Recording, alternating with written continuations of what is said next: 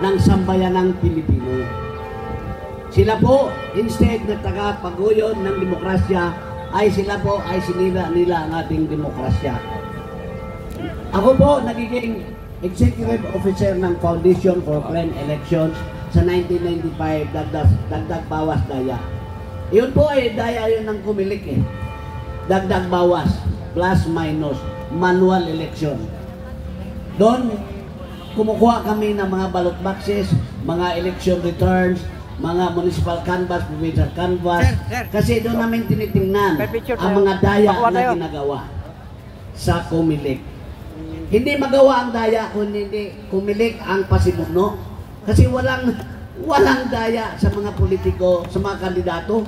Kasi kung mandaya ang mga kandidato at hindi payagan ng Comelec, walang mangyari. Comelec po ang utak ng mga pandaraya sa ating bansa. Bawat eleksyon. Dagdag bawas yun, plus minus. And 2001, nagkaroon na rin ng daya. Dinaya ang isang kandidato at malay mo, main nyo, ang abogado ng isang politiko, yan, si George Garcia. Abogado yan ng mandarayang politiko. Siya yun. So yun ang kanyang karakter, yung track record. Alam ko yun. Dahil nandun ako, tumulong din ako bilang sa Foundation for Clean Elections. And then, ayong namayapang Attorney Garcia. Magtaka kayo, Attorney Garcia. Ngayon Garcia. Diba? Famous talaga yung mga G. Di ba? At yun mismo, meron akong kandidatong pinatunulungan at saka nagkataon din na yung leader sa Senado, isang politiko na boss ko, anak niyan tumakbo doon sa isang lugar, sinabi ni Garcia, ito, pag yung kalaban niya, lalamang lang ang 10,000, ipanalo ko yung boss mo. Paano natin gawin yun? Yun. Sabi ni namayapang Garcia, gagamit tayo ng 10 computer, gawa tayo ng cheating room. Diba? Kunin natin mga trending. Pero sinali na pa doon ni Garcia, yung mga party list na namimili ng boto, kasi yung party list noon sa 2010, sa 2010 na, walang bumuboto doon, di ba? Wala bumuboto sa party list eh, hindi kilala. So yung zero ng party list, ginawa ng Comelec ng 1,000. Pero bayad yun. Yun ang mga daya ng Comelec na ginagawa. Kaya nga, yung party list, yung mga nanalong mga politiko nagbayad, hindi yun elected by the people, kundi Comelected by Comelec. Alam mo yung Comelected? They are elected by Comelec kasi nagbayad sila sa Comelec eh. Yun ang katotohanan ng mamayapa ni Atty. Garcia. Yung politiko na yon na tinulungan ko kasi nagkaroon ng ghost voters doon sa computer na 30,000, paano ka lalamang ng 10,000? Di ba? Paano mo? So wala, surrender. Pero yun ang katotohanan na Comelec po ang utak ng dayaan. Comelec, wala silang ginagawa. Kaya nga ako nagtaka. Nung nagka-People Power 1, ano ba ang mitsa nun? Diba daya ng Comelec? Diba dinaya si Cory nung snap election? Nag-figure ng People Power 1 sa isa 1. Yung daya sa Comelec. Yun po. At nagkaroon ng People Power. Nung nagkaroon tayo ng People Power, akala natin magkaroon ng isa sa mga nakalimutan sa framers of the Constitution, yung Comelec.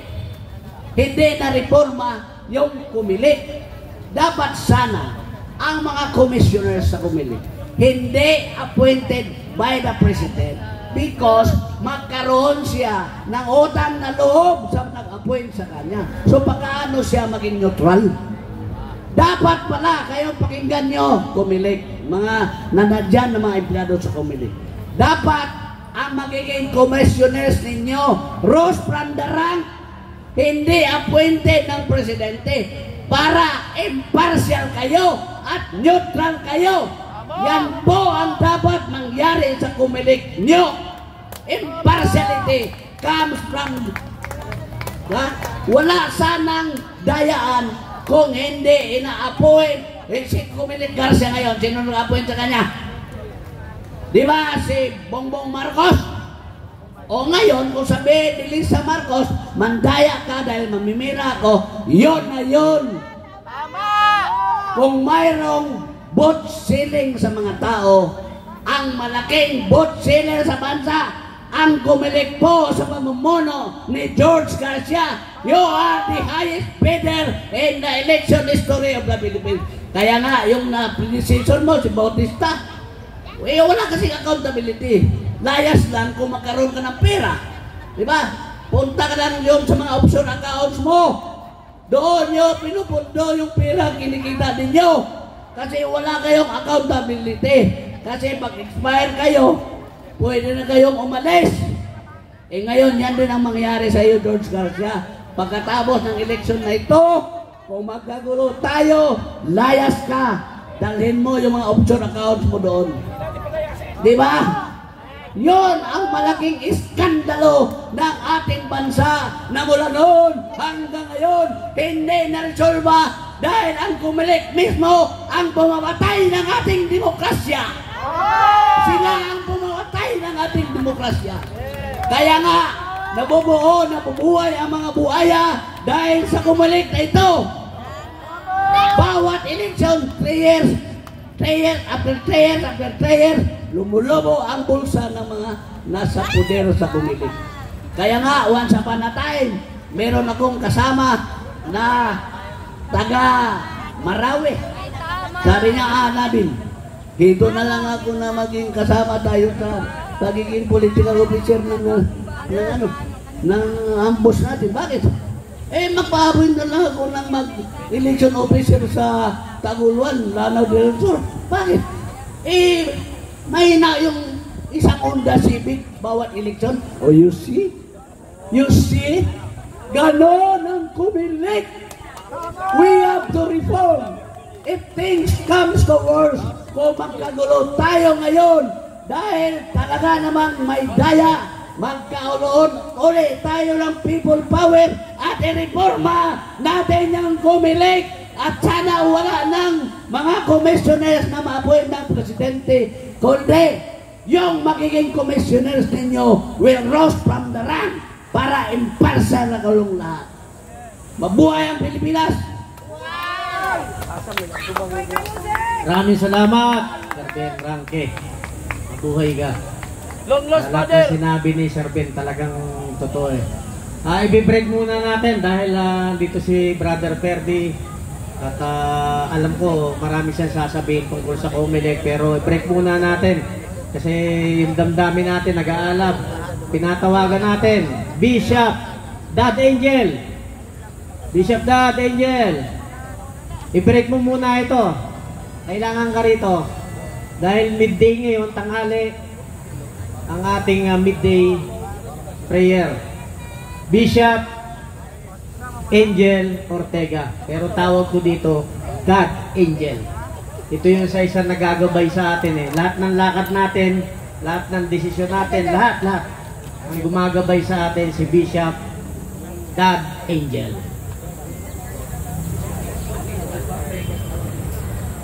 Opo, maraming salamat po. Magandang tanghali po sa inyo.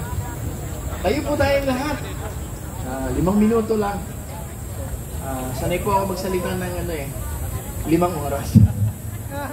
Pero gusto ko po, bago po ako mag-pray, this is a United People's Initiative. Kaya meron po tayong MNLF, meron tayong surrendery ng CPP-NPA, meron tayong retired generals, meron tayong mga pastor, meron tayong mga pare, para malaman na ito po ay United People's Initiative. And that is a very powerful entity. Lalo na po ang military at ang church ay pag nagkampihan. Alam niyo po ba na walang entity sa buong mundo na pinakinatatakutan ng empire, gobyerno at ng military kung hindi ang church? Historically and biblically, the Church of Jesus Christ, the true church, the believer of the Lord Jesus Christ ay ang bumaliktad sa Roman Empire. Kasi meron silang pananampalataya.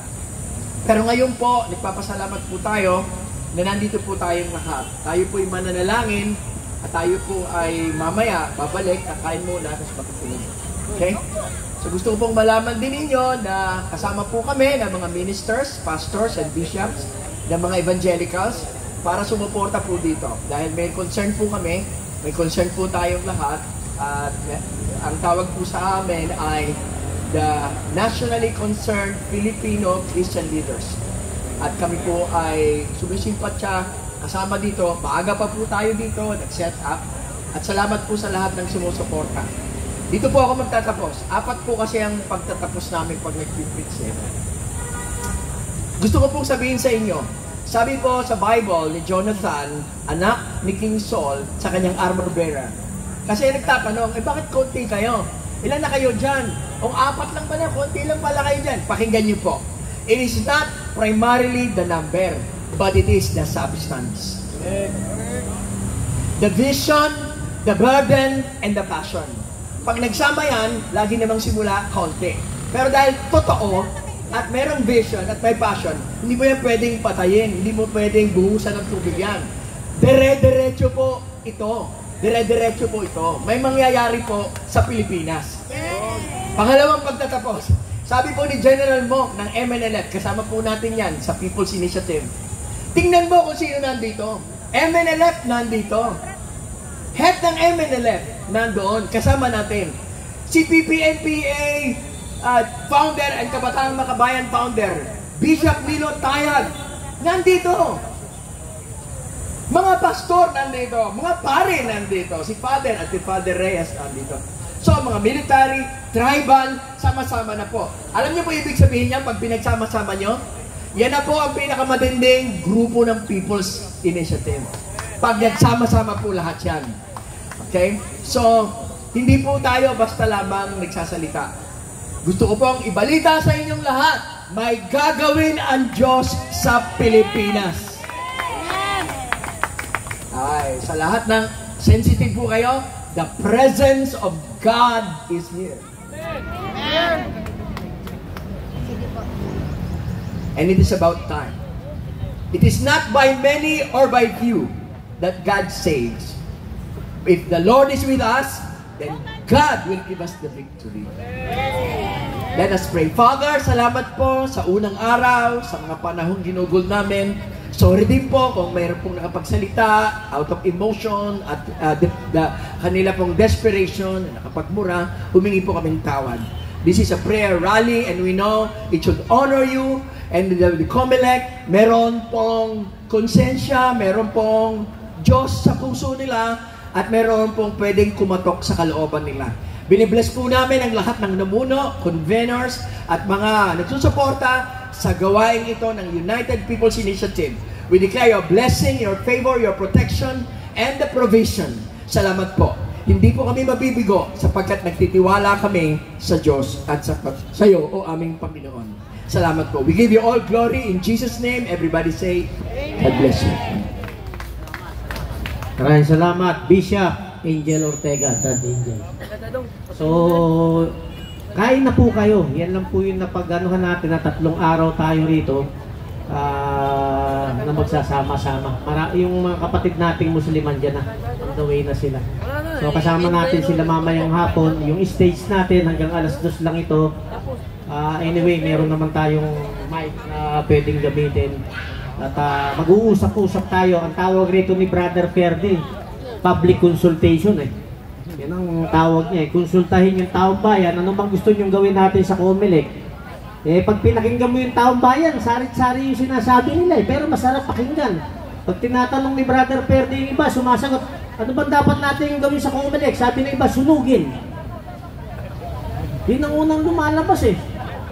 Tapos pag tinanong, huwag tayo doon sa sunugin. Masyadong drastic yun eh. Ano bang pwede natin gawin sa COMELEC? Sir, kung ayaw nyo sunugin yung building, patayin natin yung mga nasa COMELEC. Huwag na tayo mag-consult kasi pasagwa ng pasagwa, Brother Ferdy. Papunta na dun sa wars eh. Yung kasi yung damdamin ng taong bayan. Yung talaga ang damdamin ng taong bayan. So mamaya, meron pa ka, ipa-lockdown. Meron palang nag-suggest, malumanay pa siya. Sabi sa amin, ayaw nyo na sunugin, ayaw nyo patayin. ipadlock na lang natin. Yun ang sabi nung suggestion ng iba. Kaya lang, naisip namin, hindi naman Comelec lang ang umuupo pa dyan eh. Marami magagalit sa atin. Maraming company dyan, di lang naman Comelec eh. So hindi rin siya po pwede. Ang sabi namin ni Brother Ferdy, magdasal tayo, ituturo ng Diyos kung ano ang nararapat natin gawin sa kanila in godly way. Yun ang gagawin natin. So yun ang pag-uusap natin mamaya. Pero yung damdamin ng taong bayan, mahirap nating maarok eh. Ang damdamin ng taong bayan, mahirap nating masipat. Ang damdamin ng taong bayan, mahirap nating sukatin. Malalim talaga yan. Ang bugso ng galit, pagka yan lumabas ng sama-sama, sasagasaan yan kahit ano. Nangyari na yan sa ating history. So hindi ko na pahabain para magandang inyong kain. Basta focus lang tayo sa pinag-uusapan. Ang in-offer natin kanina, yung mga naunang nagsalita, solusyon. Solusyon yun. Kung nakikinig sila Chairman George Garcia, solusyon yung present. Nasa sa inyo ka na.